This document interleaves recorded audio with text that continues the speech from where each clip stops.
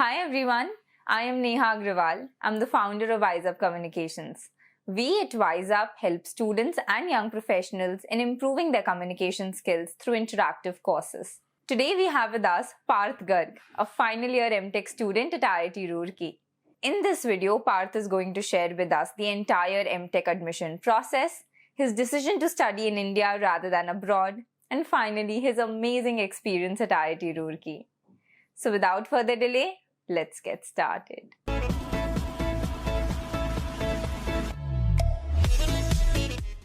So hi Parth, thank you so much for joining us today. Could you please tell us something about yourself? So hello Neha, thank you so much for having me. So as everyone knows, my name is Parth Garg. I'm currently pursuing my master's in chemical engineering from IIT Roorkee, and I'm actually Neha's junior in that I did my bachelor's in chemical engineering from the same college. And so I'm from Bangalore, and I love cooking. It's one of my biggest passions. I actually want to go ahead and work in sustainable food processing because food is so important to me in life. And yeah, I love research, I love reading, and I love speaking to people, which is why I'm here. Fantastic. Thank you so much, Parth. So the fact that you are doing your MTech from IIT Roorkee, so we actually want to know a little bit more about that. So why did you decide to pursue an MTech from India? While most people after their undergrad, they want to go either for a job or for higher studies. Why did you decide to do an MTech? That's a very interesting question. And truth be told, obviously that crossed my mind as well. So the first one that came up was that, as I said before, I want to pursue research. In that, I wish to go for a PhD after this and get into academia or into the R&D sector. And with that, I realized that I am not yet ready to face the world at large. I am still lacking a few skills that were perhaps either missing in my schooling days, or I need to develop more as a person. And I figured it's safer to do it closer to home. Now, it's a funny statement because yes, Roorkee is very far from home. It will take me 2 days to get back, but it's still closer than going anywhere else would have been. So that was one aspect. Another aspect, which should be very obvious to everyone, that it's money. So obviously, when you go abroad, it costs a lot more. Whereas when I'm doing my master's in India, I'm getting a stipend from the government, which is more than enough to take care of my fees, as well as leave adequate amounts for my own personal expenses. Now, the next aspect was COVID-19. Now, because we really did not know what's happening in the world. There's lockdowns happening, flights are being cancelled, people are deferring their admissions. I knew for a fact that I want my experience, my education to be on campus, regardless of where it is. And we knew no matter what happens, in India, things will open up much faster because, by virtue of living in India. Yeah, I think that's a fair decision. And obviously, you've considered a lot of things before deciding to go for this MTech brand. So great. Thank you so much for sharing that part.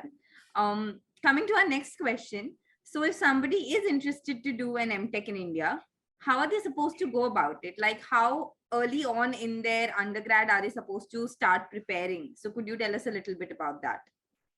I'd say that, so it's if you plan to do an MTech in India, congratulations. It's a good decision. It's one of the many decisions. I'm not talking about which is better or which is worse. This is a good decision.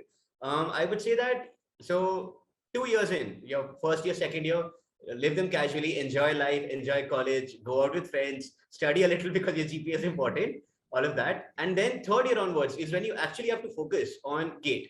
Because if I'm being very honest, GATE is not a difficult examination, especially when it comes to my branch, chemical engineering. It is ridiculously easy. It's not just that the branch is the competition is less. Very few people write GATE chemical, which is obviously great. The syllabus is quite limited, and you have to only study the syllabus.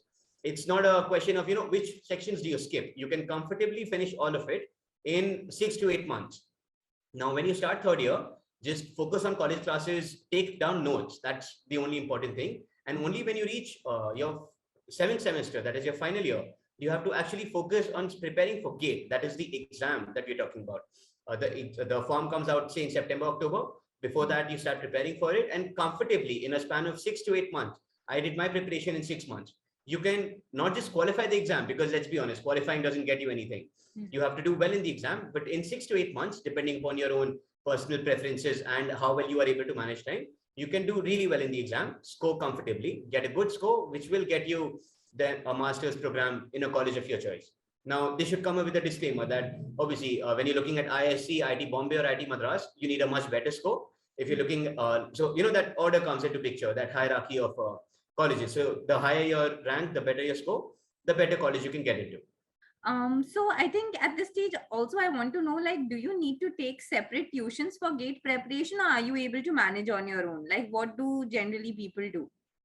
Generally, so it differs from branch to branch. For more competitive branches, for example, civil engineering, mechanical engineering, electrical engineering, you will have to take some form of coaching, if nothing else for the notes, because coaching institutes have been in this field for so long. They know exactly what's needed for these exams, because the pattern repeats itself. And if you have their notes, then it's easier for you to study. It's all about convenience here. It's not that you can't do it on your own. For example, I studied for it on my own and I did comfortably well. I am very happy with where I am. And so that's my next point, that YouTube, especially post-COVID, is full of resources. A lot of institutes shifted to the online mode of education, and you can find entire playlists for all the courses, all the subjects that you might have to do. So I would say that it depends on you personally. You have to gauge yourself as to what resources you will need. Okay, thank you. Thank you so much for that.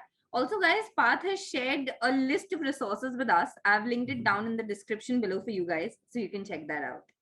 So, coming to my next question, Parth, once you've cleared the GATE examination and you've gotten a pretty good score, how do you go about the application process for the different IITs and IISc?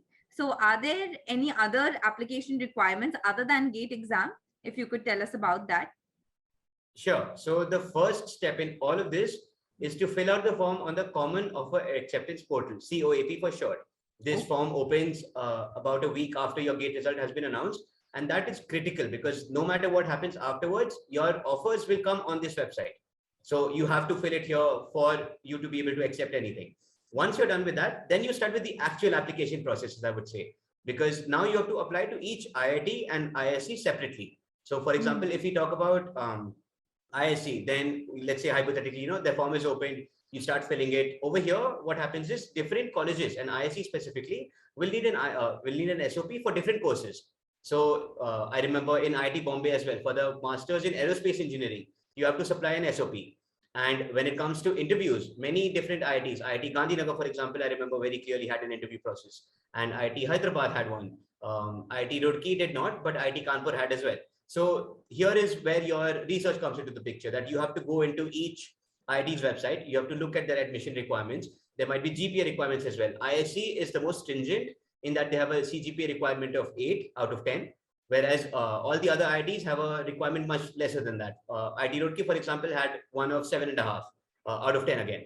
So you have to look into all of those and you have to match that with your own credentials so that you don't waste time or effort or resources applying to places where you're not eligible for them.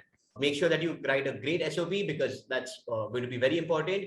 You have to prepare well for your interviews. For some of these courses, the interview is not based on your bachelor's. They will specify a syllabus of sorts that you have to study.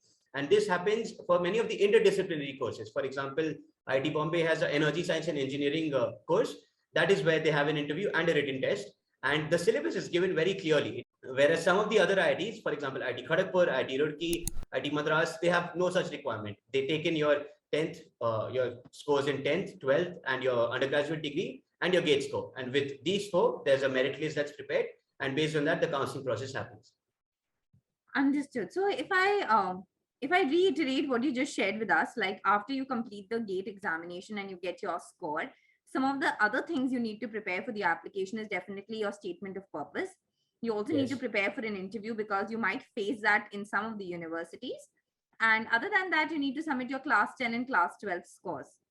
And for the interview preparation, you should either have some research projects that you've done in the past, which you can share with them, or some universities which will prescribe you a proper syllabus even for the interview. Correct? Yes. Okay, fantastic. So Parth, coming to my next and very interesting question. How has your experience been at IIT Roorkee so far? And how do you find it different from your undergrad college? So if you could just share that with us. It's completely different. Like there's no two ways about it. They are worlds apart. So my college was in Bangalore in my undergrad. Here I'm in Roorkee in the state of Uttarakhand. And because it's an IIT, you have so many more facilities. I mean, in my hostel alone, we have a pool table, a TD table, and we have a gym, which is not the central gym, mind you. We have a hostel gym. And this, when I came here, just blew my mind that, okay, all of these facilities are for me. And because, so IIT Roorkee was established as the Thomson College of Civil Engineering back in 1847. What this means to me is that more alumni have come and gone that are currently alive today.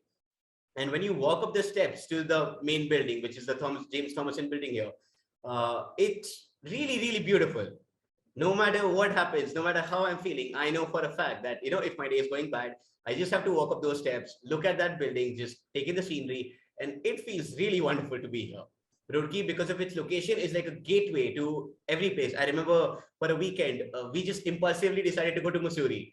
And it was wonderful. And what happened is, funnily enough, I saw the movie Badhai Do after that. And so the movie is based in Dehradun. And to go to Mussoorie, you have to go via Dehradun. I remember seeing many of the locations in the movie that I've been to personally. And it was just wonderful. So I am absolutely loving this experience. Great. Thank you so much. And thanks You're a welcome. lot for joining us today, Parth. Thank you. Thank you so much for having me. Thank you.